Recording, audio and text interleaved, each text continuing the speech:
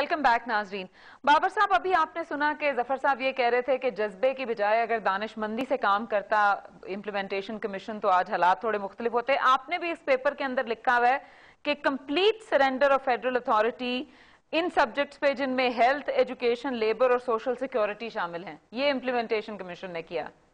देखिए, आज भी अखबार में था कि अभी तक इस पर डिस्कशन चल रही है कि वर्कर्स वेलफेयर फंड और ईओबीआई के साथ क्या होगा, क्योंकि ये वो इंस्टीट्यूशंस हैं जहां पे एसेट्स पड़े हुए हैं, इनके पास एसेट्स हैं। तो इशू ये है कि क्या आप मुख्तलिफ स्टैंडर्ड्स बना सकते हैं लेबर की प्रोटेक्शन का अक्रॉस द 4 प्रोविंसेस। ये इस तरह की अप्रोच नजर आ रही थी इंप्लीमेंटेशन कमीशन की, जो कि मेरे ख्याल में मुनासिब नहीं है। दूसरी बात, हेल्थ के ऊपर जो ड्रग के स्टैंडर्ड्स हैं, एचईसी के ऊपर इतनी बड़ी डिबेट हुई तो बड़ा पब्लिक पुश बैक था, जिसके बाद उन्होंने थोड़ी सी अपनी पोजीशन विड्रॉ की। लेकिन उनकी इनिशियल पोजीशन जो थी वो ये थी कि इन सब चीजों से आप अपने हाथ अब धो दिया आपने।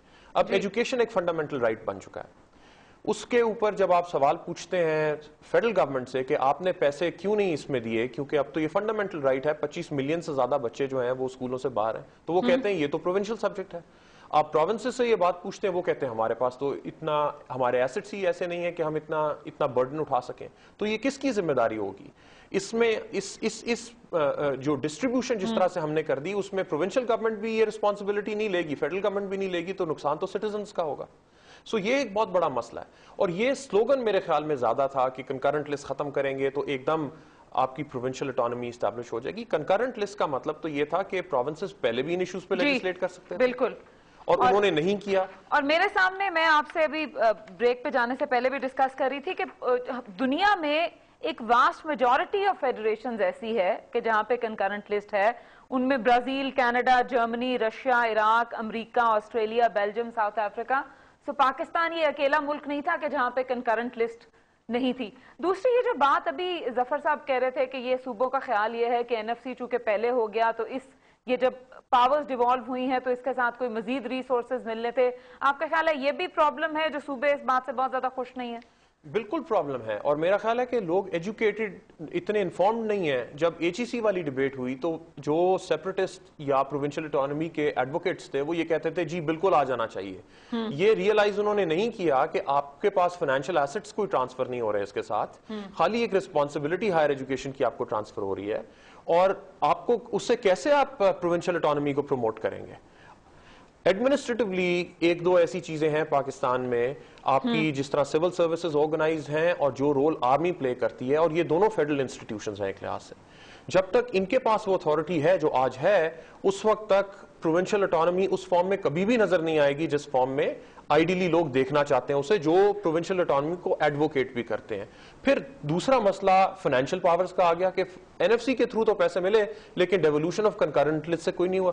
सो फाइनेंशियल ऑटोनॉमी अलग हो गई, एडमिनिस्ट्रेटिव ऑटोनॉमी सिविल सर्विस के स्ट्रक्चर की वजह से अलग हो गई, तो पीछे तो लेजिस्लेटिव ऑटोनॉमी रह गई। लेकिन बाबर, जो आपकी सेंट्रल गवर्नमेंट है, जो आपकी फाइनेंस मिनिस्ट्री है, वो तो कहती है कि हम तो पहले ही बैंक्रप्सी की तरफ गए हैं, जितने हमारे पास थे, जितनी हिस्टोरिकल ट्रांसफर्स वो कर सकते थे सूबों को, वो उन्होंने एनएफसी के जरिए कर दी।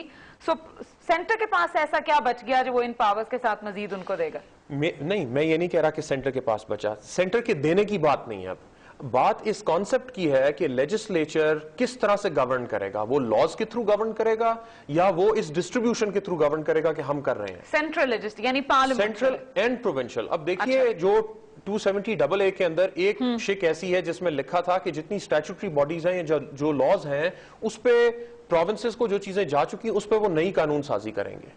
इसका मतलब ये था कि हमें नए लॉज अभी तक हमें नजर आने चाहिए थे जो प्रोविंसेस ने पास किए होते हैं कि ये चीजें चूंकि हमारे इख्तियार में आई हैं इस वजह से, लेकिन बहुत थोड़े से लॉज हैं जो पास किए गए हैं। इसी तरह जो हमारी पार्लियामेंट है जो सेंटर में बैठी हुई है, इससे बहुत सारे लॉज पास करने थे, चीजों को अमेंड करने के लिए, नए स्टैंडर्ड्स बनाने के लिए, इन व्यू ऑफ दिस डेवलपमेंट। हमने वो भी नहीं देखा।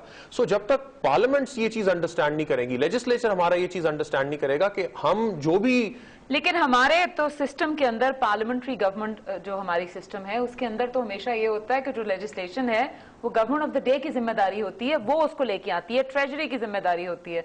तो वो तो naturally responsibility fair and square governments के हाथ में है, चाहे वो प्रोविंसेस में हो या सेंटर में हो। बिल्कुल है गवर्नमेंट्स के हाथ में, लेकिन मैं सवाल ये कर रहा हूं कि जो लोग अभी भी इसके ऊपर गुफ्तगू कर रहे हैं कि जी ये चीज हमें नहीं दे रहा सेंटर, वो चीज नहीं दे रहा, जब आप उनका कॉन्डक्ट देखते हैं कि आपने अपने सूबे में कितने कानून बनाए उस इख्तियार को इस्तेमाल करते हुए जो आपको 18वीं अमेंडमेंट ने दे दिया, या उससे पहले भी जो आपके पास इख्तियार एक साल हो गया, उसमें आपने क्या लेजिस्लेट और किया? क्या तैयारी की इन सारे सब्जेक्ट्स के साथ डील करने के लिए। सो ये जो परेशानी कुछ लोगों को नजर आ रही है, जिसके ऊपर आज हम बात भी कर रहे हैं, वो इस वजह से है कि आपको सूबे तैयार नहीं नजर आते इस रिस्पॉन्सिबिलिटी को डिस्चार्ज करने के लिए, और इसका कॉन्सिक्वेंस ये है कि आम सिटीजन जो है वो इसका अफेक्ट ही होगा। ठीक है नाजरीन, हम एक ब्रेक पे चलते हैं, ब्रेक के बाद वापस आएंगे तो जफर साहब के साथ भी इसी गुफ्तगू को जारी रखेंगे।